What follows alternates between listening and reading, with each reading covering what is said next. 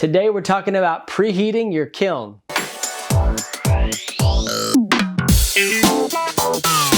Hey guys, I'm MJ Perry at Outpost Pottery. Today we're talking about preheating a kiln.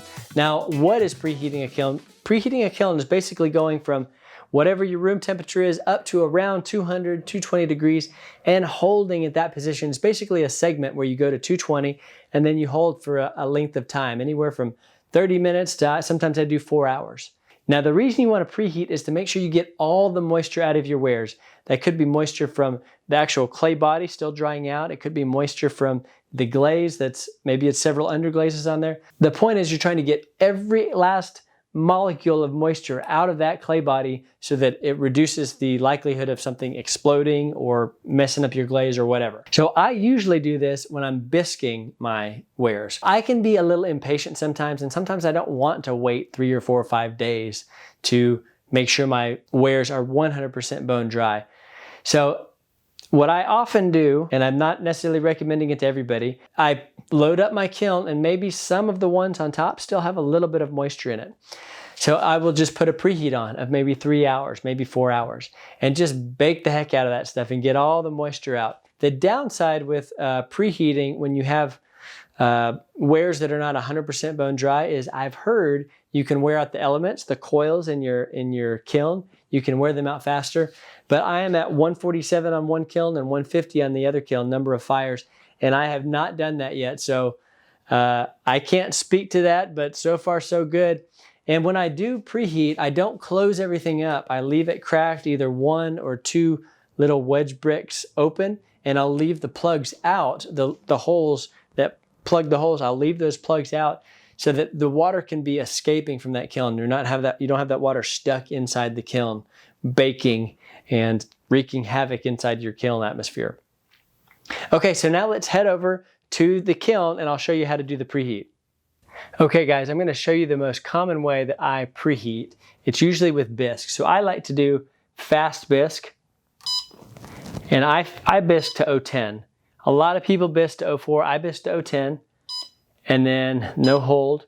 And so then that's done, but there's no preheat yet. So what I have to do here on this kiln is I go to menu, I press it twice, and I get the preheat. Okay, preheat. How long do I want to do it? Do I want to do it 30 minutes? Or do I want it 30? Or do I want to do it 3 hours? 3 hours, if there's still a little bit of moisture in that greenware, I'll put the ones that are wettest on the top rack. I put the ones that are the driest in the deepest part. I always leave these open. Can you see this here? I always leave these open, and I'll do either 1 or 2, or maybe I'll even put, a little bit more height on that, just to make sure it gets as much of this stuff coming out, as much of the moisture coming out as possible during that 3 hours, that it's just kind of holding a 200-degree temperature. Now, alternatively, you can put a preheat into a more complex firing schedule, like a glaze fire, and it will just be your first segment. So let's say we have a 3-segment firing. The first one's going to go from room temperature all the way to 200 degrees, and that 200 degrees is where we're going to hold that for 3 hours. So let's say we'll go up over 2 hours. So let's do 100 degrees per hour of a ramp, 100 degrees for 2 hours. Let's hold at 200 for 3 hours, and then we'll go on with the rest of our firing schedule. Okay, let's do it.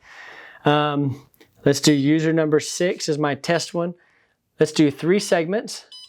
Let's do the first ramp. Now let's go up 100 degrees an hour. So the first ramp, or the first rate of change, will be 100 degrees until we get to 200.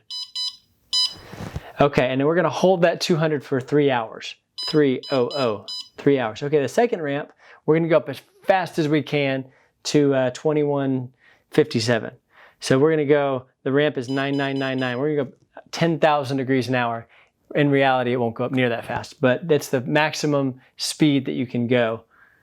And we're going to go up to is it 67? I think it's that. And I'm going to hold that. I like to hold that for like 45 minutes. I like to slow ramp down at like a rate of 150 an hour until you get down to either 14 or 1600. So we'll do 1600, and then we won't hold it all on that. That'll be 0 hold. Okay, alarms are on. Yes, complete. Okay, now let's see that schedule. First, segments is 3. First one's going up 100 degrees an hour until we get to 200, then it's going to hold for 3 hours. Second ramp's going up as fast as you can up to 2167.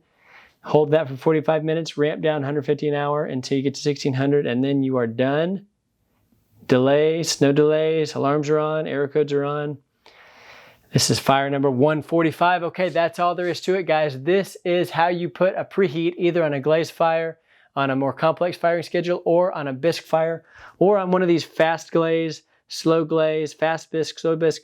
All 4 of these, you can double click the menu button after you've already clicked your settings on your glaze fire and add a preheat afterwards. Okay guys, that's all there is to it. Preheating can help make sure your greenware or your bisqueware with glazes on it is 100% dry. It helps me to have fewer catastrophes inside the kiln when it's firing. If you have experience with preheating or you have questions about preheating a kiln, let me know in the comments below. I might not know the answer, but I might know how to find the answer. Okay guys, I'm MJ Perry at Outpost Pottery.